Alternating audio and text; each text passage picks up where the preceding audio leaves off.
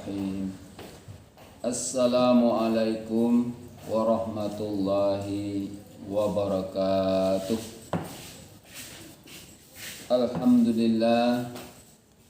Alhamdulillahilladzi hadana lihadza wa ma kunna linahtadiya laula an hadanallah. Asyhadu an la ilaha illallah wahdahu la syarikalah wa asyhadu anna Muhammadan abduhu wa rasuluh sallallahu alaihi wasallam.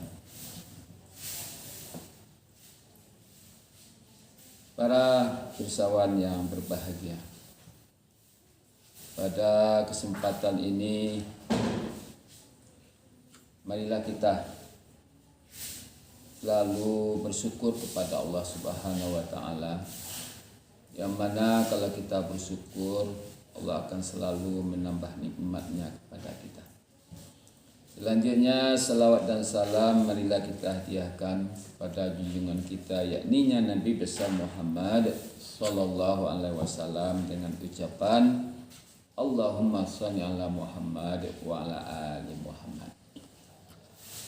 Para pirsawan yang dirahmati oleh Allah, kalau kita perhatikan sekarang ini dalam dunia global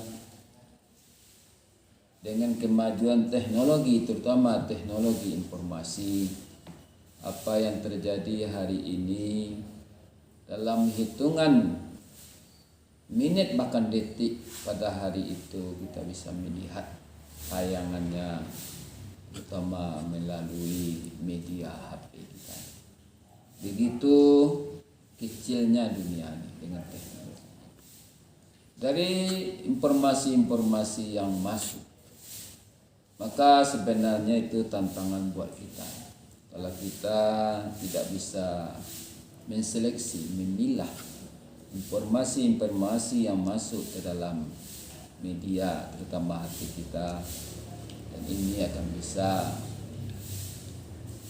mempengaruhi gaya dan mindset kehidupan kita, dan juga bisa merusak akidah kita.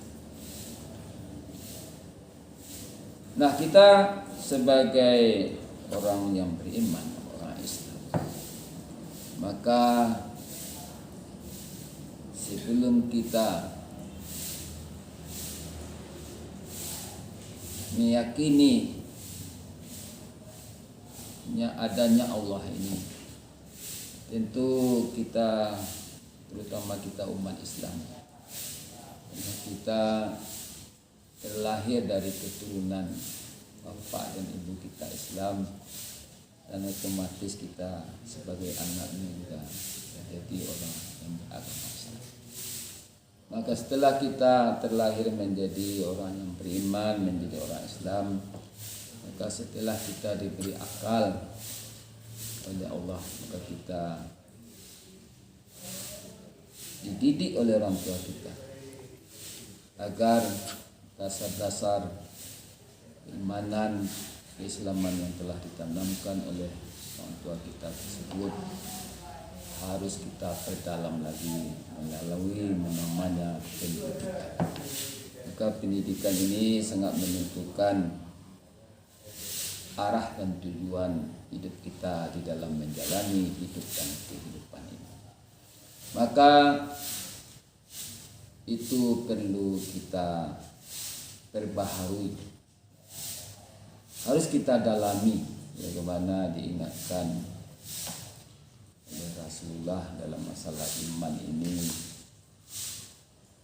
yaitu jadidu imanakum, maka perbaruilah iman kamu, karena iman itu bisa bertambah dan bisa berkurang, tergantung kepada usaha kita untuk mendalami terutama ilmu-ilmu agama. Dan kalau tidak seperti itu, maka kita akan mudah terjerumus pada hal-hal yang mungkin menjauhkan kita dari nilai-nilai agama.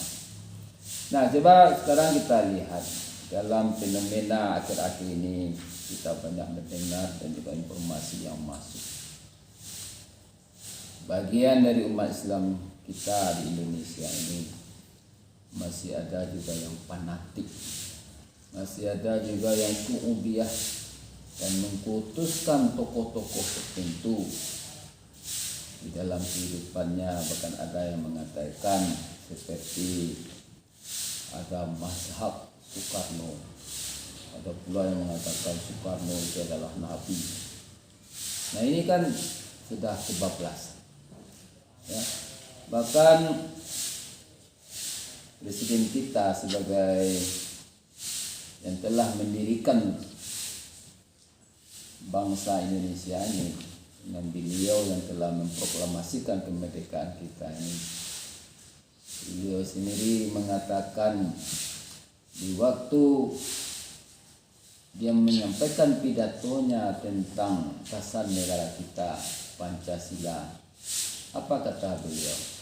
Bagaimana kita kutip dalam buku materi sosialisasi 4 pilar MPRI, beliau mengatakan tentang Pancasila. Apa kata beliau? Saya bukanlah pencipta Pancasila. Saya bukanlah pembuat Pancasila. Apa yang saya kerjakan tempoh hari ialah sekedar menformulir perasaan-perasaan yang ada di dalam kalangan rakyat dengan beberapa kata-kata yang saya namakan Pancasila. Saya tidak merasa membuat Pancasila, dan salah sekali jika ada orang mengatakan bahwa Pancasila itu adalah buatan Soekarno, bahwa Pancasila itu buatan manusia. Saya tidak membuatnya, saya tidak menciptakannya. Jadi apakah Pancasila itu buatan Tuhan? Itu lain pertanyaan. Aku memang manusia. Manusia dengan segala kenaifan daripada manusia, malah manusia yang tidak lebih daripada saudara-saudara kumasukkan itu tadi. Tetapi aku bukanlah pembuat Pancasila, aku bukan pencipta Pancasila, aku sekedar memformulirkan adanya beberapa perasaan di dalam kalangan rakyat yang kunamakan Pancasila. Aku menggali di dalam buminya rakyat Indonesia, dan aku melihat di dalam kalbunya bangsa Indonesia. Itu adalah hidup 5 perasaan. 5 perasaan ini dapat dipakai sebagai mempersatu daripada bangsa Indonesia. Dan tekanan kata memang kuletakkan dari daya pemersatu dari Pancasila itu. Nah, dari apa yang telah disampaikan oleh Bung Karno, ya, bagaimana dia sebagai manusia yang memang tidak terlepas dari kesalahan dan kealpaan, maka dia dengan tegas mengatakan bahwasanya apa yang telah dia buat, apa yang telah dia sampaikan itu adalah semuanya adalah berasal dari Allah sebenarnya, dari Tuhan. Artinya dia cuma mengaktualisasikan yaitu nilai-nilai Pancasila yang sudah ada di dalam bumi rakyat Indonesia ini yang sudah berabad-abad lamanya. Nah, dari itu kita bisa melihat bahwasanya Bung Karno sendiri tidak pernah ya mengagung-agungkan dirinya, mengatakan diri bahwa ini buatan saya, ini saya, tapi justru dia semuanya adalah itu berkat karunia dari Allah Subhanahu wa taala.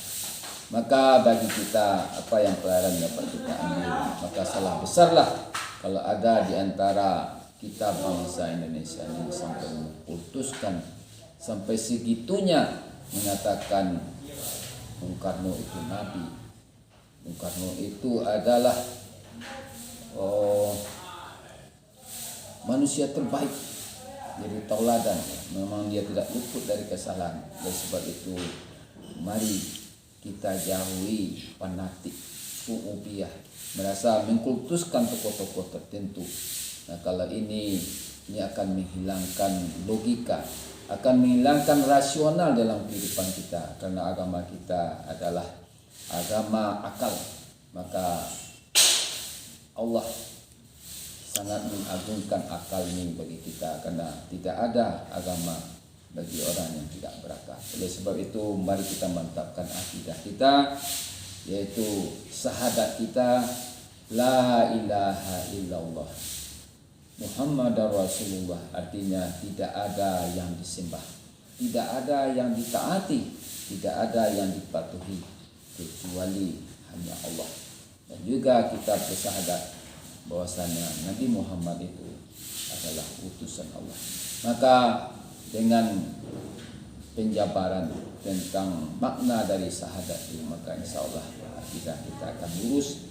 Maka inilah yang akan menyelamatkan kehidupan kita dunia dan akhirat.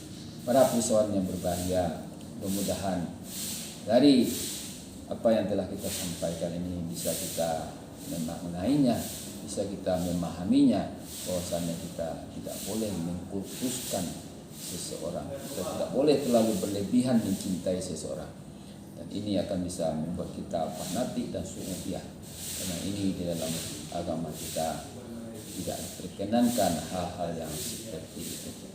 Maka untuk itu marilah kita kembali kepada Quran dan Sunnah agar kehidupan kita selamat dunia dan akhirat.